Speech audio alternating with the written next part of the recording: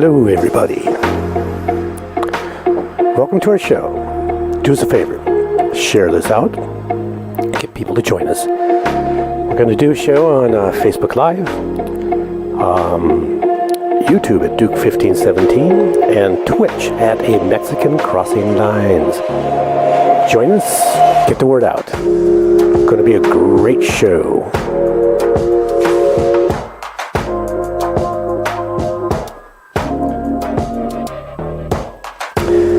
Welcome to get a hold of us. Just look at the bottom of the screen, or if you're driving around Fargo-Moorhead listening, you can give us a call at our message line at 701-566-0917. Again, that number is 701-566-0917. You can email Cindy at kpppfm.com or me, Duke, at kpppfm.com. Enjoy the show, folks. Your comments and questions will be played on the radio. That's right. Here we go. Welcome, everyone, to A Mexican Crossing Lines with your host, Cindy Gomez-Schempp. And Duke Gomez-Schempp. You're listening to 88.1 FM, KPPPLP, Fargo-Moorhead, where we are adding local color to your airwaves. And tonight, I am talking about the rescue plan, the comeback for America, the rescue package, the stimulus that is on its way. It was signed this afternoon by President Biden.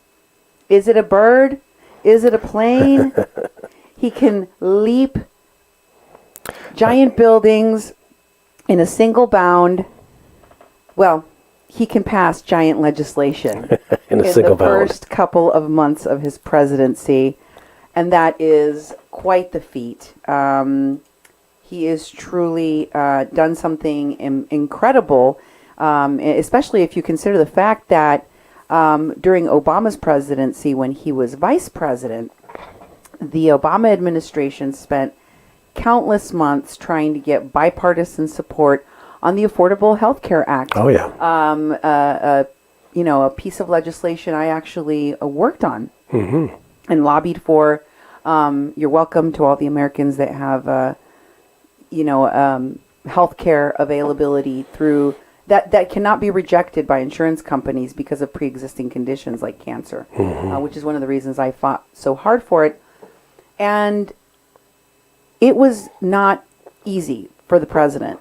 Obama did not get that bipartisan support. He wasted a bunch of time. Biden, on the other hand, with no bipartisan support, literally zero Republicans voted for this stimulus package that is going out to the American people, that is signed by Biden today. And he didn't care. He was like, he's getting a lot of criticism for it. And there are a lot of things happening right now in America, both good and bad, that we have to talk about, that are going to either help or hinder the American comeback. And yes, we are coming back. Did you see the Dow was soaring yesterday? Yeah, they were saying if this stimulus package got passed, that was going to really help the economy, where there's been opposition saying it's going to ruin the economy, and yet the markets are up. Yeah, I mean, if it's going to ruin the economy and Republicans are so against it, then how come they're out running around trying to take credit for it? Because that's what I'm hearing. I'm hearing a lot of Republicans yes, it's great, and we did this and we did that. And it's like, we's a lot of people, and you weren't one of the people voting for this. But there are a lot of things, and right now we are at a crossroads in this country, historically, this world, because of the pandemic and because of the vaccination rollout and because of the reopening of businesses in many states and because of all of the things I'm going to talk about today. We have decisions to make, very important decisions to make, and things to be watching very closely in the coming weeks and months that will definitely impact America's rescue, America's comeback. So all of that we will discuss today on A Mexican Crossing Lines. But first, I want to thank our supporters, our viewers, our followers, the people that send us comments, topic ideas. Thank you for watching and sharing the show. That's one of the ways that you can help us, whether you're watching on YouTube or on other social media. And don't forget that your donations to our nonprofit radio station are what keeps independent journalism alive locally. That's right, and we're lucky to be able to be doing this because we have a studio in our home, and with the pandemic, we're going on our first one whole year. We went into isolation on March 13th. It was Friday the 13th. Coming up this Saturday, it'll be 1 year since we started hunkering down and locking the windows and doors and staying inside. We're going to do that until we're vaccinated, and we got to pay attention to all the other things we need to do, and you can see all that in the previous show we've done earlier in the week. I'd like to thank all the people that support us and the people that watch us. The people are watching us, and oh yeah, I'm kind of frozen right now. Just like I do that to. It's because of the snow we just had. I know. It's sudden like it's snowing. Sudden snow. We got snow again. People that watch us, we appreciate it. Please get other people to watch. If you're watching on YouTube, please don't gong that bell, so we can basically have you notified when our shows go on again. With Facebook, their notification comes out a little bit late, so it kind of comes out like a 5 minutes after we start the show. So you're going to miss the first 5 minutes because you don't even know what's going on. But we do an alert a good hour before that the show is going to be on at 7. So just check us out at 7 p.m., see if there's a show on so you can catch the whole thing. If you missed the beginning, go back and rewatch it. You can find our past shows and a lot of information at kpppfm.com, and you can also go there to donate to our nonprofit organizations, kpppfm.com/donate. So we'll get on with the show and listen intently and enjoy and spread the news around. And for those of you who want to comment on the show, we do look at those comments. We do respond to them, sometimes within the programming of the show, where we address something that other people have brought up. But we do love to hear your thoughts on what we're talking about here on A Mexican Crossing Lines. I want to start off by sharing the news that the president signed the rescue plan this afternoon. And, why this is surprising is not only did this pass with no Republicans voting for it in the Senate. 0 Republicans voted for this. But also, he was supposed to have a signing ceremony on Friday, and there were going to be, and they sign with all the different pens, and there's a bunch of people. And there were big claps. And yes, and then there's a whole big thing. Trump used to love to have these ceremonies, although many times he would walk in for a signing ceremony, give some, speech, and then walk out and, have a senior moment and not remember that he was there to sign a bill. Oh, didn't even get to signing. Because the excitement and the pomp and circumstance of the ceremony itself. Well, Biden is going to just skip over that part. He's like, you know what? We got it in my office. I'm just going to go ahead and sign it now. Why? Because it's a rescue plan. Biden to the rescue. He's going to send you your checks sooner. Sooner than later. Screw the pomp and circumstance. Let's get the rescue out to the American people. So that's exactly what he did. With Kamala Harris by his side, he signed this afternoon, he said, the American Rescue Plan, a historic bill that will turn the page on this pandemic and jumpstart our economy. So, it's out. It's going out very soon. Checks are going to be going out. And people are already planning what they're going to do with their rescue plan money. Many people are going to pay their bills. Many people are going to, stay afloat. Pay their rent, pay their mortgage. It barely saved the jobs of 13,000 employees of the airline industry who were about to be furloughed because the unemployment was going to run out very soon. There was a lot of people whose unemployment was going to run out very soon. Yeah. Lots, yeah. This rescue plan has gotten a lot of criticism. They call it the Pelosi pork something.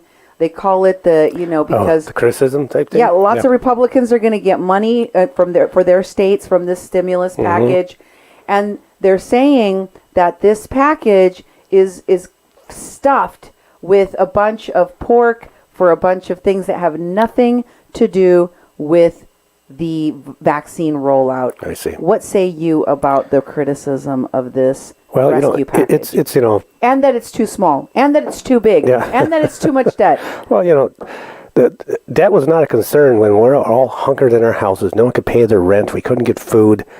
Things were being rationed. No one was complaining about the country going into debt because they're trying to help people. And this stuff has gone out in increments, and it's needed. I mean, this is a time where our world has changed, and this is a pandemic that's it's all over the world. It's a worldwide pandemic. We're not living in the same times we were before. So any assistance that's going out and, the stuff that's getting passed, it's going to do good for the country. It's not like we're giving Elon Musk, a free rocket or something like that, although he's charging us a lot to, blast his off and do stuff for us. But it's stuff that's going to help the economy, and it helps people. Like one of the things in there is if you're a parent of children under the age of 17 or 18, there's going to be, they're calling it a child credit, but it's going to be a direct payment.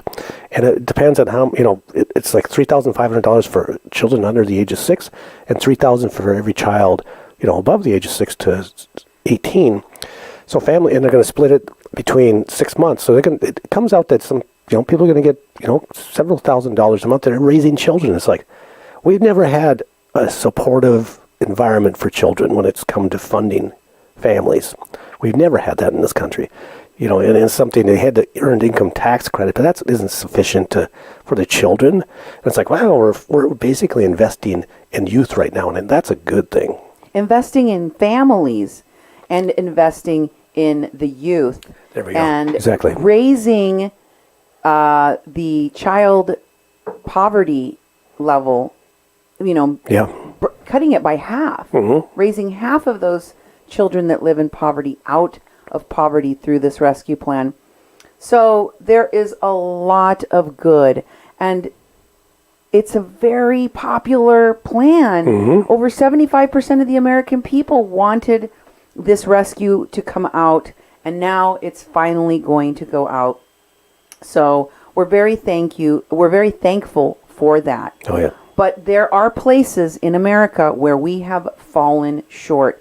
We still have not done a good job in vaccinating the most vulnerable. We haven't done a very good job at making sure that the elderly, the over 65 crowd has been adequately, that they've done adequate outreach to get them connected to appointments so that they can get vaccinated.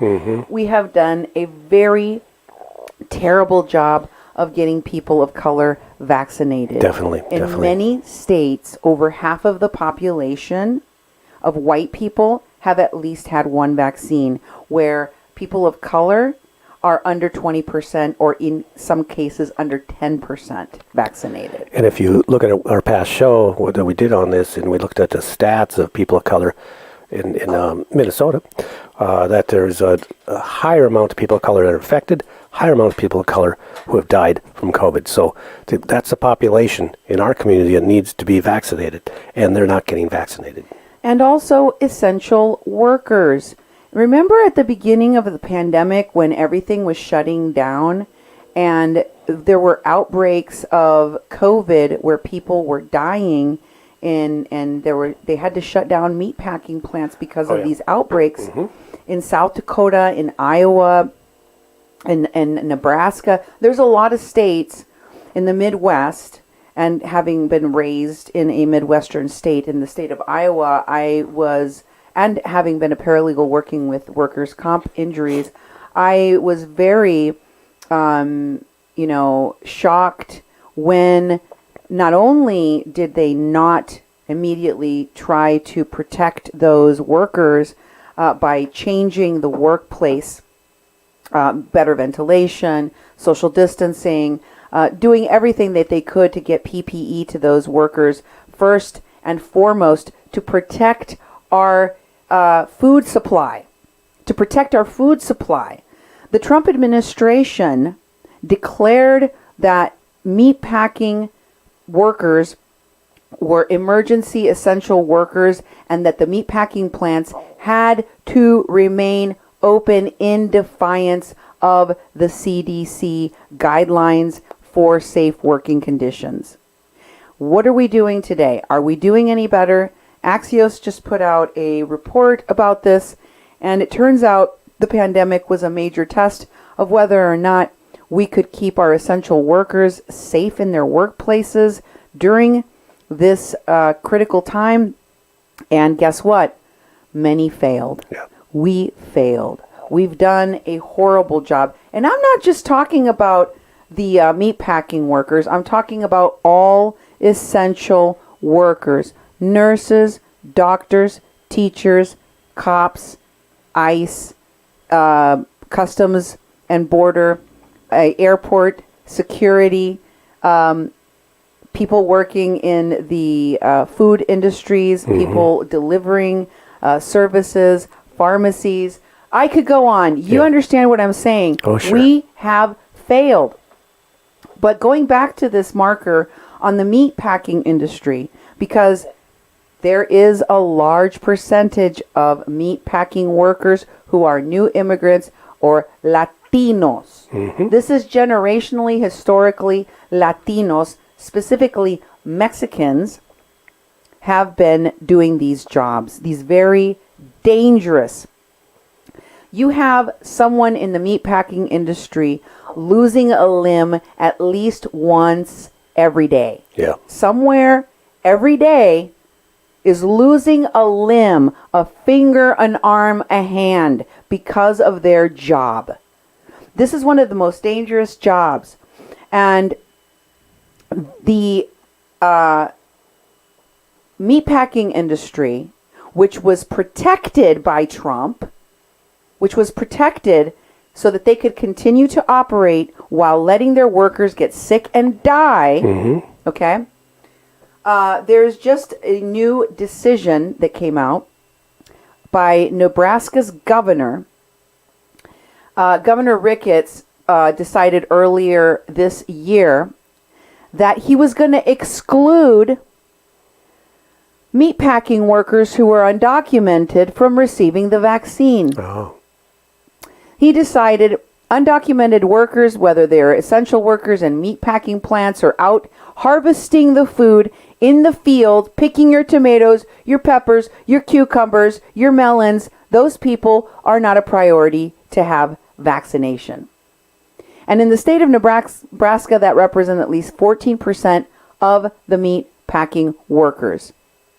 I would say that that statistic is similar to the percentage of undocumented workers. Well known. This has been going on for decades. It has been the open secret of my life. Yep.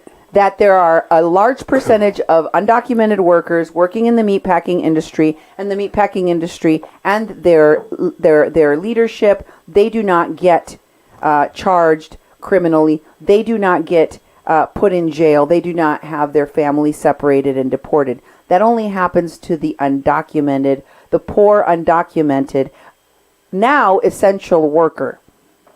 And it is beyond cruel to me that states around the country not only have failed to protect those meatpacking workers, but I was just talking to my father, and in Iowa, they're doing the same thing. This is a state, remember, where in Iowa we learned that not only were meatpacking workers not being protected, there was a plant in Waterloo where the managers were actually making bets, gambling on the lives of undocumented Mexican workers to bet how many of them would get sick and die. Yeah. It was a game to them. And in Iowa, these meatpacking workers are probably not going to be vaccinated because there's a growing number of states in the Midwest that are denying undocumented people vaccination. And this is crazy because we want everyone to be vaccinated. That's the only way we reach herd immunity. And this is on the heels of a decision that came out earlier this year in Missouri, where a judge has determined that Trump's order protecting meatpacking plants from having to close due to COVID outbreaks does not shield companies like Tyson from court lawsuits in their states, not federal issues, but state lawsuits for wrongful death and negligence of care. Oh, boy. Because there's an indifference to the life of these undocumented and meatpacking workers who are documented. That has been shown throughout this pandemic. So if you're a meatpacking worker, or if you're the relative of a meatpacking worker, if you're the son, the nephew, the neighbor, the niece, if you're the grandchild, and you know of meatpacking workers who became seriously ill, have long-lasting lifetime issues due to getting COVID in their workplace, and or had family members that were hospitalized and died, that have monetary damages due to what happened to them because of COVID and because of the lack of care from their employers in the meatpacking industries, be prepared to sue. Get your family informed, find you a lawyer, and sue their butts off. Because you can. Because you can, and you will win. The negligence here is off the charts. What they're counting on is that most undocumented people won't sue because they will have to come out of the shadows to sue. But if you are an undocumented person and a meatpacking industry executive decided to put your life in jeopardy for economic gain, and did put your life in jeopardy and left you with permanent damages, or killed someone in your family, guess what? That's a crime that was committed against you. And you may even be able to have permanent residency or a pathway to citizenship based on your complaint against that meatpacking plant. So, lawyer up. That's what a Mexican Crossing Lines has to tell all of those meatpacking workers. Oh, yeah. And for America to move forward, we are going to have to find and thoroughly investigate anyone that tried to destroy our democracy on January 6th with a coup. Oh, yeah. We are now learning that there are many people that not only got paid for the insurrection, but became rich from the insurrection.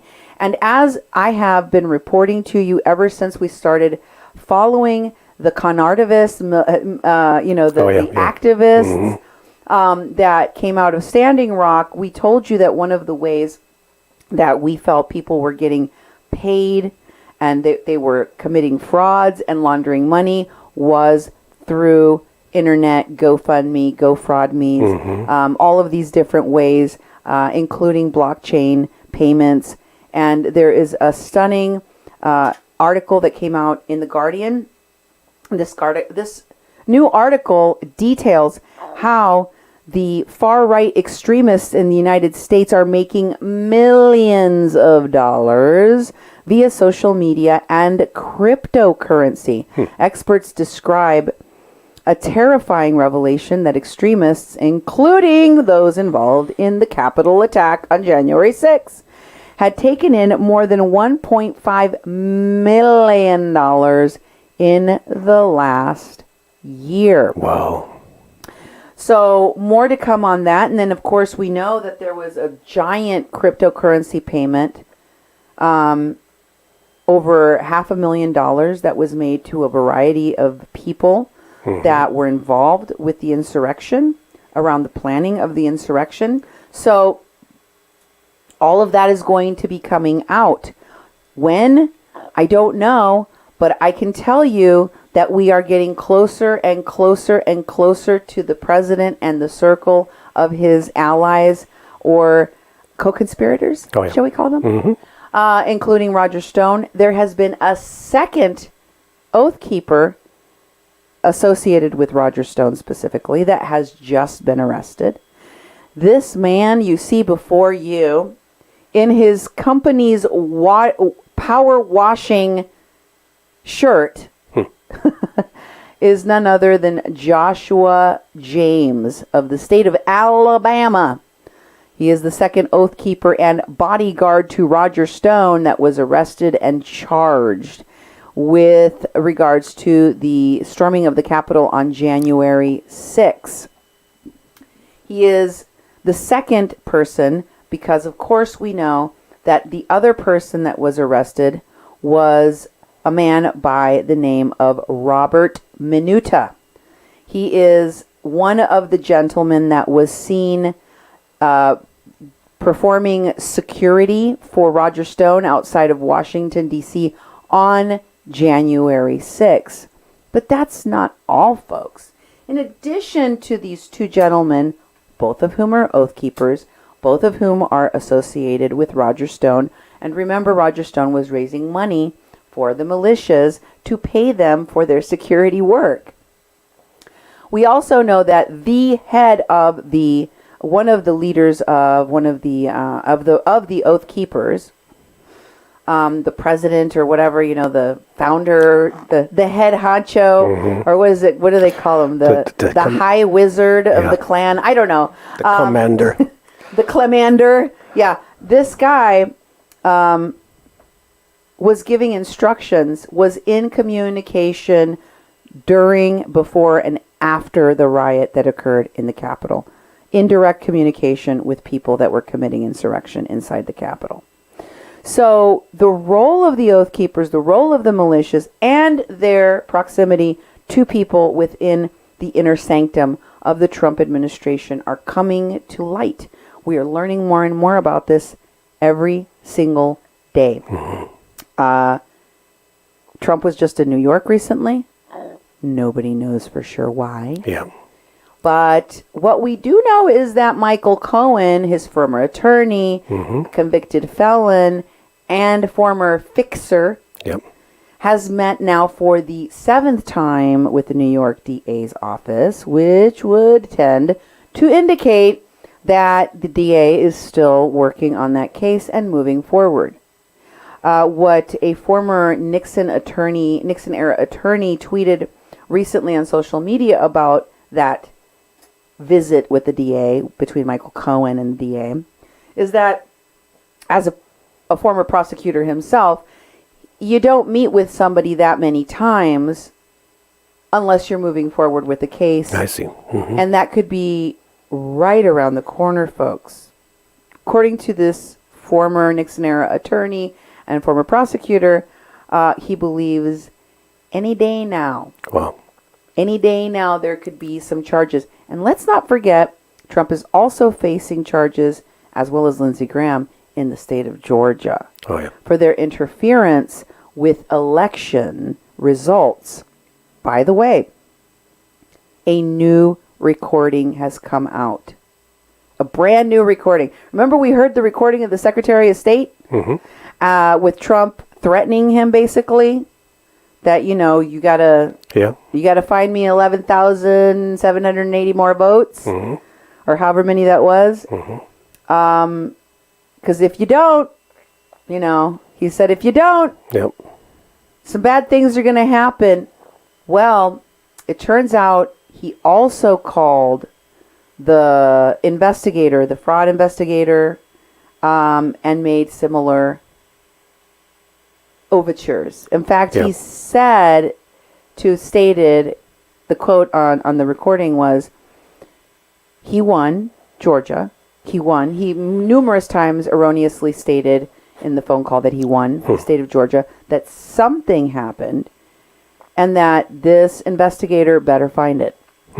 And that when she does get the right result, everyone's going to think she's a hero. So there was an incentive. Do what I tell you, and then you will be a hero. Be rewarded. Don't do what I tell you, and everyone will know that you let this horrible crime happen. So, all of that is going on as we finally today, 2 months in to Biden's administration, finally have a Department of Justice DA. Okay. We finally have our state's, our attorney general. Mm-hmm. And this is how Merrick Garland was received after being sworn in. This is his first full day of work, writing in. This is how he was received. Take a look. Here come the SUVs, motorcade here of cars.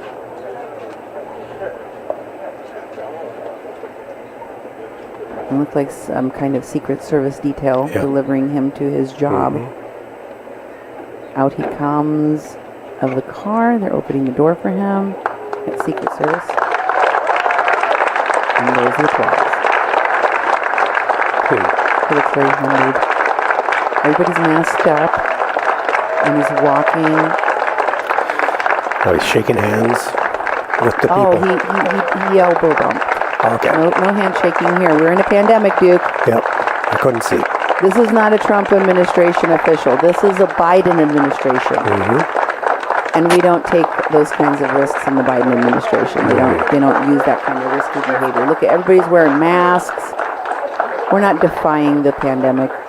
We're fighting it. Yep.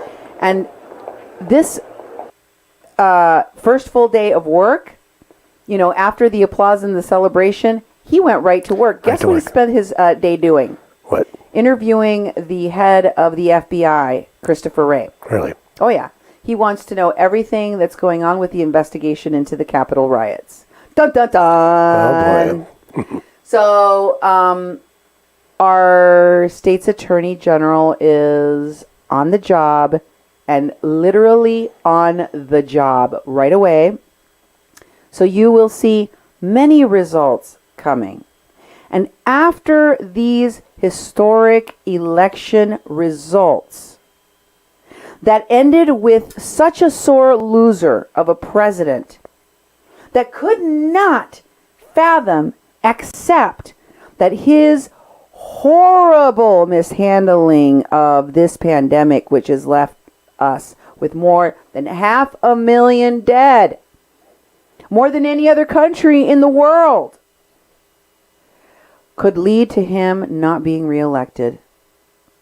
He could not fathom that the fact that states responding to this incredible crisis in our country, many of them Republican-led legislatures and governors, would pass laws to make it easier to vote in a pandemic so people didn't die because they went to vote. Mm-hmm. It defies the logic of conservatives in this country that the combination of these two things, of states making it easier and more readily available for people to get ballots and to drop ballots off and to vote, coupled with the most egregious and horrendous handling of a crisis in the history of this country, up and into the inclusion of the insurrection incited by former President Trump. It did not occur to these Republicans, especially Trump supporters, that all of his wretched behavior would lead to him not being reelected. That's right. Or maybe they just lied to themselves and told themselves it couldn't possibly lead to that. That couldn't possibly happen to them. But it did. It did happen. And guess what they're doing now? Every state in this country is scrambling to try to stop people from voting. We don't want people to have the same kind of access in this country to voting that we did during the pandemic. I mean, if it worked so well, we must break it. Isn't that what how the saying goes? If it's working real well, you have to break it? Yeah, if it's working, break it. Yeah, it amazes me because it's like they're making it harder for people to vote. Even in Iowa, they're basically getting rid of the drop-off boxes, and they're closing the voting booth earlier, and they're shortening the time that you could actually vote early. I thought all those things were to make it easier for people to vote, and there's been some Republicans out there saying... Whoa. Not just people. People of color. That's right. Oh, and then there's voting in black churches. There's abilities to have voting in communities where people of color are and congregate. And they're taking that away. And then I've heard a Republican representative say, we've got to make it harder to vote, otherwise we won't win. And I'm like, you're basically saying you want to cheat. You want to make it so only the people that would vote for you can go vote for you and no one else. That's not a fair election. They call it election reform or fair elections, and its exact opposite is stealing election. This is a steal. Well, look, following this historic relief package, this is a historic piece of legislation that President Biden just passed.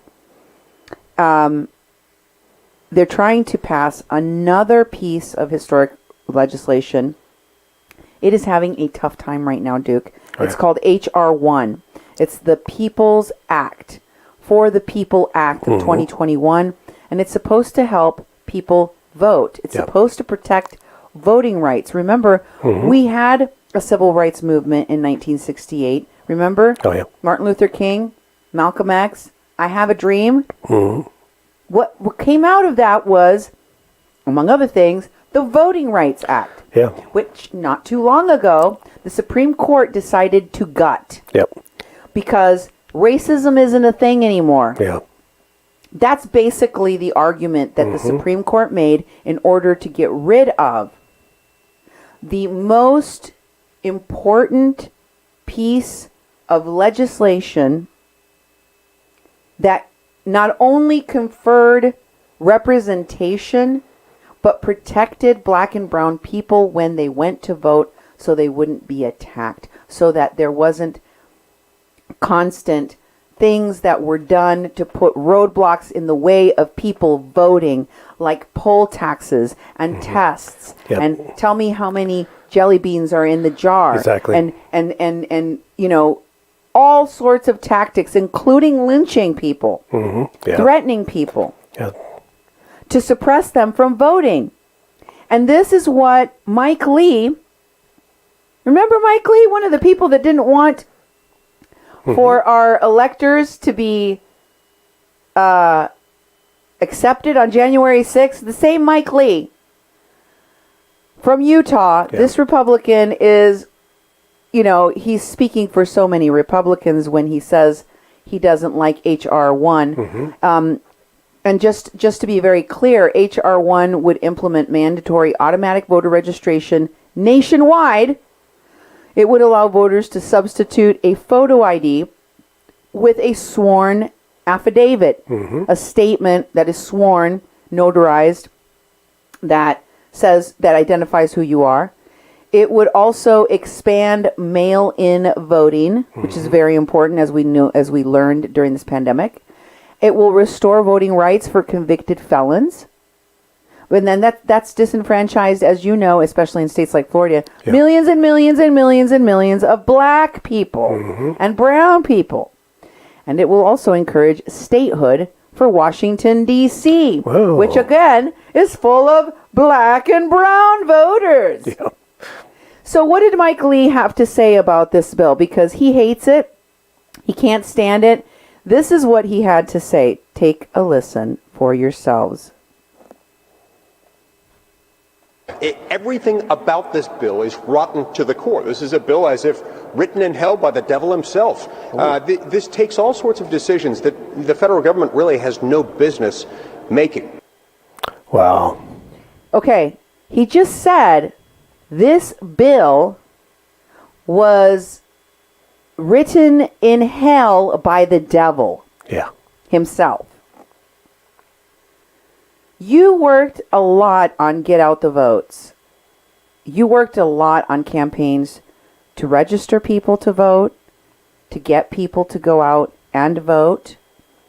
And you saw a lot of the barriers for people of color and marginalized communities to get out and vote. What do you make of Republicans on the heels of this election, on the heels of the insurrection, with all of what we've seen happening across the country? What do you make of this opposition to H.R. 1? Is it a bad bill? Is it something that, as he said, states have no right to be doing? No, the states have all the rights to run their own elections. I mean, that's the way it's designed. And also, in the context, I live in Minnesota. Well, he's saying the federal government doesn't have a right. The federal government sets the standards. The voting age is in the Constitution. It got lowered.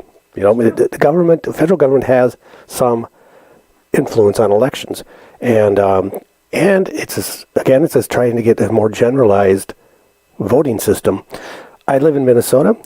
I've lived in North Dakota. North Dakota is picking up on the same sort of rhetoric. They're trying to change all the voting stuff in North Dakota. Wait a minute. North Dakota votes Republican. North Dakota overwhelmingly went for Trump. North Dakota has zero election fraud. Really good system. It works really well. They have early voting, mail-in voting, absentee voting, same-day voting, all those things. And they want to take some of those things away. And I'm like, wait a minute. There's no problem there. And this is happening across the country because of people like that who are putting out lies again. And they just do a spin to make something not even get traction and scare a bunch of people saying, well, the federal government has to have a hands-off when it comes to voting. They weren't saying that before. Everything was going fine is when Republicans get elected. But since a Democrat is in the presidency and the House and the Senate has a majority of Democrats, now they're trying to poke holes in stuff that is actually for the good of the country. And they're trying to rebrand things like the work that you did to get people to register to vote and to engage in democracy. Mm-hmm. That's called ballot harvesting now. If you're an organizer and you go out and you get people to register to vote, if you go and engage them and say, have you registered to vote? Why haven't you? Mm-hmm. What barriers are there? A lot of times, as you know, because of the work that you've done, when you talk to people about why they don't vote, a lot of it has to do with barriers, whether it's having the proper documentation or the right kind of transportation, or a barrier because of they don't know where the voting location is. Or there's all sorts of things. It's not because they don't. Usually, it's not because they don't want to. Because a lot of people assume that if you don't vote, it's because you didn't want to vote. Yeah, and there's not true. There's a lot of perceived barriers too, because there's been so much of false statements put out by people that people thought, "Oh, I can't vote. I in Minnesota, for example, I can't vote. I have a felony." Yeah, but how long ago? You're still on paper. You're still on probation. Nope. Well, you qualify. Your civil rights are restored in Minnesota after a certain amount of time, and when you're not serving, for that crime anymore, you're forgiven. I don't have proper license. Hey, Minnesota, you can't. It's illegal for them to ask you for an ID. It's like these things that were put into place so people could go vote, and we went out and showed them maps of you live here. Here's where you vote. Here's a polling place. As an organizer that worked on this. And I mean, I did some of this work with you, so I remember. But one of the most revealing things to me was that the misinformation put out by many times conservatives that are trying to get people intimidated so they don't go vote, that misinformation is very effective at disenfranchising people because the barriers are perceived. They're not even real. And if it seems like it's going to be a hassle, a lot of people just won't even bother doing it. And so just going out and educating people and saying, yeah, actually you can vote, and no, you don't need to have a driver's license, or you can have your neighbor vouch for you and fill out this paper, and then you can vote. And then what you find is that a bunch of people who thought they weren't eligible to vote can actually vote and would if given the chance. That's right.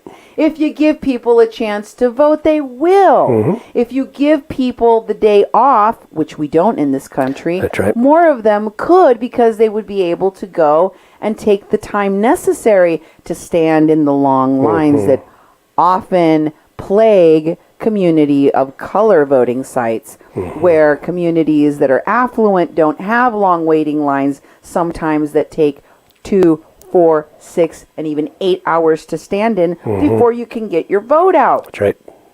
So what we need to do is actually improve, based on what we learned during this election, improve people's ability to vote, not restrict it. Exactly. And yet, The message from Republicans, like this former, her name is Lauren Witzke. Witzke. I don't know Yeah. exactly how to pronounce her name. She was a candidate for U.S. Senate in the state of Delaware. This is what many Republicans' rhetoric around voting and election integrity is what they're calling it. That's right. This is what it sounds like, Duke. Take a listen. And on election day, we were buried in mail-in ballot votes, 165,000 mail-in ballot votes already Chris Coons had in the door, but we still put up one heck of a fight. And I'm not done. I'm just getting started. Now I'm focused on restoring election integrity because we will never win again. We will not have a prayer in 2022 or 2024 if we do not get election reform. So I'm going to save Georgia. Right now, we are pushing through a bill that gets rid of vote by mail, that requires voter ID, bans the ballot drop boxes, and it's just a great bill that will restore election integrity. It will cut Stacey Abrams off at the knees, and we're going to force Brian Kemp to sign it. We have to put pressure on him because, like I said, I only care about winning. So we have to start holding our elected officials accountable. Wow. All she cares about is about winning, and they're going to force the governor, the Republican governor of the state, to sign a bill that they claim will cut Stacey Abrams off at the knees. Yeah. What did Stacey Abrams do? She organized people, removing barriers, perceived and real, for people to vote in Georgia. Wow. Stacey Abrams, get out the vote work, her relentless work to make sure that everyone that could vote did vote, or at least that she got them an opportunity. That work, that is so terrifying to conservatives right now. They truly believe in this chorus, in this unison chorus, that if they do not voter suppress, if they do not change the laws that they are scrambling to change in every state that they can, they will never get elected again. Wow. And this is a soundbite from the Rachel Maddow show. This is the attorney, Mark Elias, that was working so hard on those 60-plus election-related lawsuits by Trump and his cronies, talking about what's going on in these legislatures all across the country, passing all of these laws. They're getting passed, Duke. Oh, yeah. Voter suppression is being passed all throughout the country, and no one in the media is talking about it. And it's kind of terrifying given the fact that the Conservative Party not only supported the former president's insurrection, they didn't really do much to punish him or any of the people in Congress that cheered it on. Yeah. Listen to Mark Elias. This is the guy Lou Dobbs said the people in the Trump administration should hire. They were so scared of him. This is what he said. Rachel, it's just different this time. And this is not to say that there are not other problems in the world. I recognize that there are other stories that have to be covered. But I am begging America and the media to pay attention to this. Right now, we are facing an avalanche of voter suppression that we have not seen before, at least not since Jim Crow, in state after state. It's not just Iowa. It's not just Georgia. It's not just Arizona. It's also Montana. It's also Missouri. It's also Florida. It's also Texas. The list goes on and on. Donald Trump told a big lie that has led to a assault on democracy in the Capitol on January 6th. The assaults we're seeing going on now in state capitals with the legislatures may be less deadly and be less violent, but they are every bit as damaging to our democracy. What can people do, Duke? I mean, this is terrifying to me. It's terrifying because it's not being reported on. It's terrifying because nobody seems to be doing anything. And I feel like after the insurrection, after the values espoused by the GOP that are anathema to democracy, that are an affront to everything that our Constitution stands for, how do we defend America? How do we rescue America from this? Well, it's ironic because it used to be in my organizing world before, we focused a lot on elections. And it's like, if you want to change something, you vote in new people. But they're chipping away at the block for your ability to even do that. But at the same time, there's still going to be ways to vote. And there's going to be mass mobilization of people. Figure out the rules that you're granted. We did in Minnesota. I went through the Help America Vote Act, which was a federal bill passed, by Republicans that changed the way people voted. It made ID laws. All these things got changed with voting, yet Democrats still got elected. The thing is, also, we've got to get out there and get people to really understand and actually teach people what do we have left of the voting system. How do we actually vote? How can we get this community educated so they can actually go vote? The ID issues, all these sorts of things. We'll figure out how to legitimately move people to the polls. And that work is legal work. You can encourage voting. Nonprofits can encourage, nonpartisan. You don't tell who to vote for or anything. No, just get out and vote. And the primary focus is the right to vote. Right. And that's what we have to. We can't sit back. COVID will be over someday, hopefully.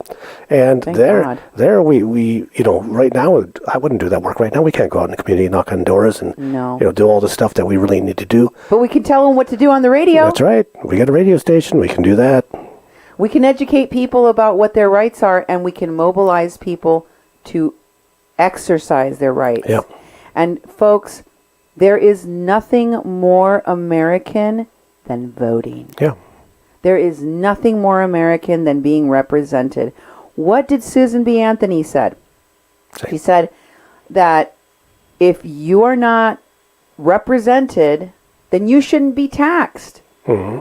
That you shouldn't have to answer financially to a bunch of people that you didn't elect to office that don't represent you or your interests. That means all the people in D.C., that means all the people in Puerto Rico and in American territories do not have representation. They don't have a voice.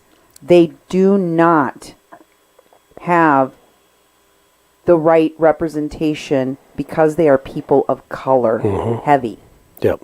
And we need to change that. We need to fix that in this country so that this rescue plan, that the immediacy of this rescue package goes far, far beyond this pandemic, and that we can really come back as a country.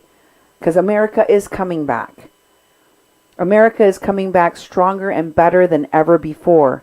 But that means we all have to work to protect her, to defend her, and to defend democracy. So that's all I have for you today here on A Mexican Crossing Lines. I want to remind everyone to continue to use your mask, wash your hands, get your vaccination so you can be part of the vaccination of America, and get out there and begin to live a normal life again. That's what we all hope that we can do someday soon. So God bless America. Have a great evening. We'll see you next time here on A Mexican Crossing Lines with your hosts, Cindy Gomez-Schempp and Duke Gomez-Schempp. You've been listening to 88.1 FM, KPPPLP Fargo Moorhead, where we are adding local color to your airwaves. Good night. Good night.